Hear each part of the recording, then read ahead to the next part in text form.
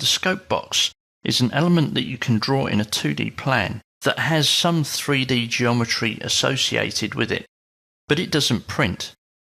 It's a way of controlling your views. Let's take a look at it in a project.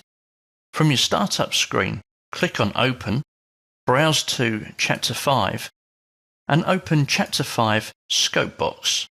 Click on Open.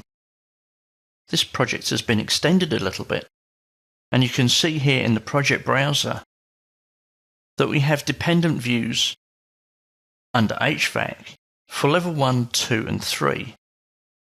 I also want to do that for the roof. Now remember, when we did the duplicator as a dependent, we had to go through the process of right-click, duplicate, and duplicate as a dependent. If you've got a sizable project, that's quite an amount of time to spend.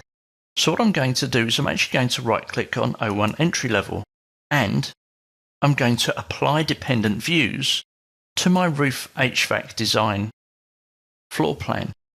Click on OK. The only thing that I have to do now is rename the views. So I'll select the first one, go to Properties,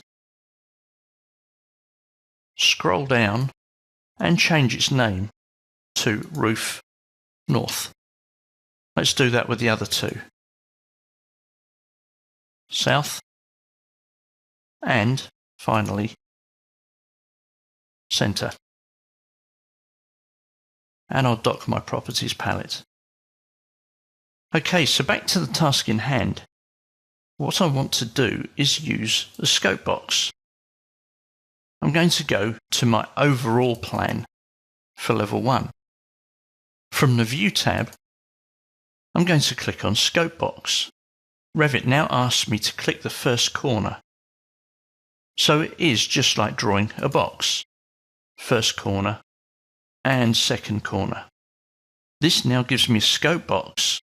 It has a name, so let's call this one North. Let's also look at the 3D view. In here, you can see that we have a scope box, and it is the north one.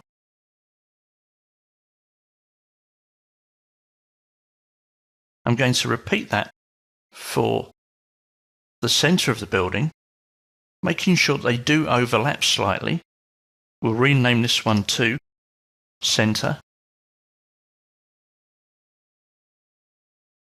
and also for South. Back to the View tab, click on Scope Box, and create my scope box for the southern region of the building, remembering to rename it South. So where does this get us? If I open up O1 entry level HVAC North, you can see that we can view the whole building. What I want to do with this view, however, is scroll down in the Properties palette until I come across the Extents section, and I'm looking for Scope Box. Here it's set to None. Let's change my North plan to have the North Scope Box. And we've now cropped this view. I'll do the same with the South. Change the Scope Box to South, and finally the Centre. Centre. So now I have my overall floor plan and my 3 dependent views. But the whole reason for using the scope box is that I can now come and select all the centre views and apply the centre scope box. Let's just close a few views and open up all the north views, and we'll tile them just so that you can see what's happening. I'll come back and select the north views, come to the Properties palette and select the North Scope Box, and it's cropped every single view. This means their extents are identical, and when placed on the sheet, they will all look the same.